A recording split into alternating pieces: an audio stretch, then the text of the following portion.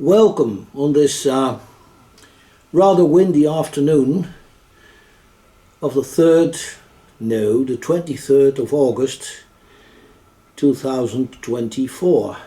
I'm making an exception to what I usually do in my talks. Usually I speak Dutch, but some of my Greek and English friends who don't speak Dutch have requested me, well, not directly, but hinted that it would be nice if for once they could understand what I was on about. So that's why, for a change, excuse me, I'm speaking English at the moment. As some of you may know, I usually make 1 or 2 or 3 talks every month. I try to do it every week. That didn't work out. I'm just too busy doing other things. For instance, I have a little side job, but a very nice one, as a city guide in Dordrecht. So once or twice, or when it's very busy, 3 times a week, I take tourists around, usually people from cruise vessels, or just people visiting Dordrecht. And I tell them stories about the history and the culture of my hometown, where I was actually also born, as most of you know, and bred and lived for for all of my life actually. But I take them around either in English or in German or in Dutch.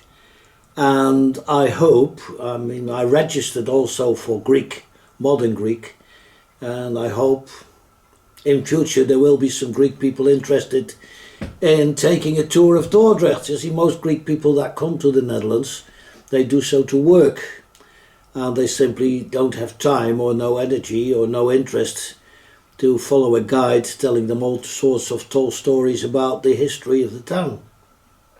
So that's one thing I do. I also do research into the history of my hometown at the local archives, and then, once you've finished the work, you try to write an article and get it published. And so that's also something nice to do. And then besides that, as most of you who have had a look at my internet site will know, that I also write books either on history or literary books. I publish literary diaries. I publish collections of poetry, not very many, but I had recently, that means March this year, my publisher published a new collection of poetry, short stories sometimes, and I recently published a book. Well, it's published already. People can already order it. It's called, how do you say that? Griekse en Cypriotische bezonjes. That's Dutch, and it says it would translate into Greek and Cypriot matters. And for 22 years, I wrote for a magazine in the Netherlands that deals with with modern Greek things, basically touristic things, but also they're interested in articles about modern Greek history and modern Greek culture and the like. And I also wrote columns for them for about 22 years. And I've been sacked this year. They said they wanted to renew the ideas behind the magazine, a new setup. And after 22 years, they said, well, there's no room for your columns anymore. We would welcome an article on the history of Greece or Cyprus, but no more columns. Well, I was just thinking at the time, isn't it time to finish this? I've written so much about Greece and Cyprus. In the end you think, oh, what shall I write about now? And, so I was considering to send them a note saying that at the end of the year you'll have to look for someone else. So this was they mailed me at the right point in time. But then I decided to make a selection of all the articles and columns I wrote and to put that into a book. And the book's been published about a month ago, but it will be presented only in November, because now you don't want to present a book to the public in the middle of the summer. Everybody's on holiday. People are thinking about other things. When they're on holiday, before the holiday they're thinking, oh nice, we'll be going on holiday, When they're on holiday they think, oh shit, we got to come back and start work again. So it's better to do it in the autumn, and since the most convenient date is on the first Thursday of November, then it will be presented. But if you're interested and you can read Dutch, then you can of course order it. And you can order it from the bookshop Vos en van der Leer, which is in Dordrecht. You can look that up in the internet, and then you can order the book. It's not very expensive, and of course it's very interesting, but you should be able to read Dutch.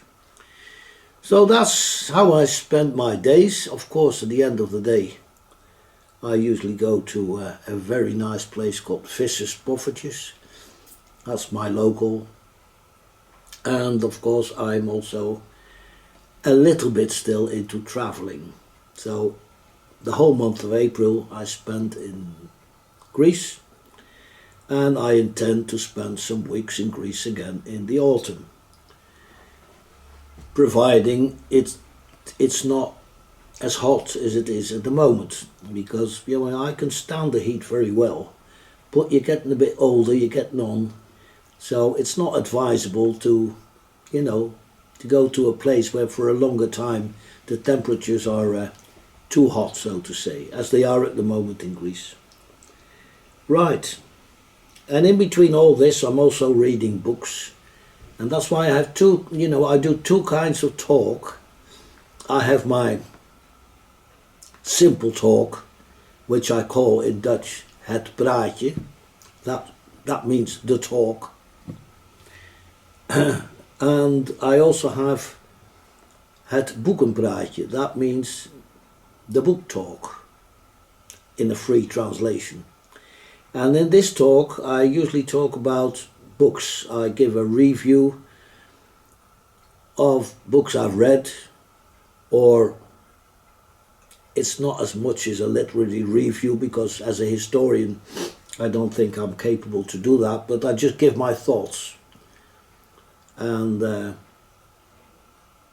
usually I started that doing a couple of years ago, but then I just kind of grabbed the book from my bookcase.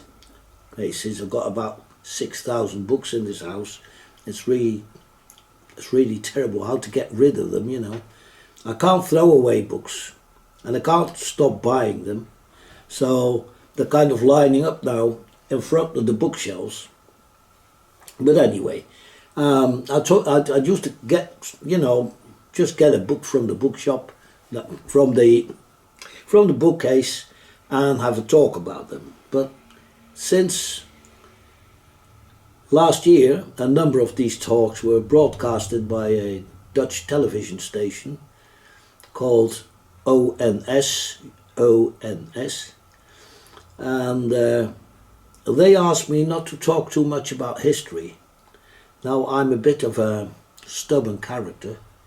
I love to talk about history, so ever since the series of broadcasts were finished, I decided on my own YouTube channel to talk mainly about history books, biographies, maybe one or two diaries, literary diaries, because I'm very interested in this kind of literature. Also letters, well-written letters, literature, of course. And so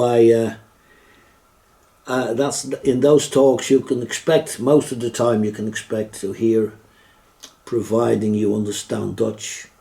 You can hear about the history books. And this is the biography I'm reading now of James Boswell, written by Peter Martin, A Life of James Boswell. One of my favourite writers.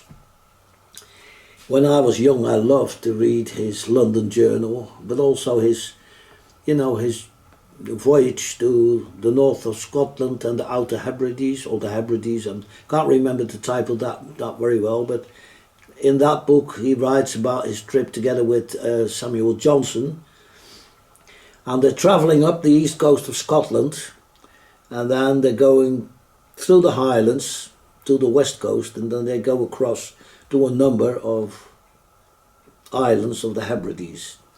I love to read about that because during the voyage, the trip, they visit also St Andrews, the famous University of St Andrews. And in the year, just a couple of months before she fell ill and died, I went to St Andrews with my wife, with my late wife Stella, to visit John Burnside, the poet who won the T.S. Eliot Award in 2012, I think it was. By the time now, he's a very, very respected poet and a very well-known novelist, and he's also a professor of literature at the University of St Andrews. And I imagined from the description Boswell gave of the university buildings when we went to see him at the university, apart from the central heating being there, that I found it a pleasure. I thought it a pleasure to imagine that not much had changed ever since the visit of Boswell and Johnson.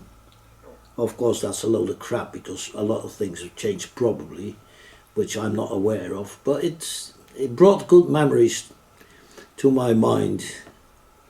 So that's another thing I do, and I think I've been talking enough for the time being to you. I won't promise I'll be talking in English a lot of times, but I'll promise that at least 2 or 3, say 4 times a year I will address my English and Greek friends in English. I'm sorry for my Greek friends who don't speak any English. There are not many of them, but who knows? You may expect sometime in the future a talk in Greek. Δεν ξέρω αν θα γίνει αυτό, αλλά κανέναν δεν ξέρει. So, now you try to translate that. Thank you very much for listening to me, and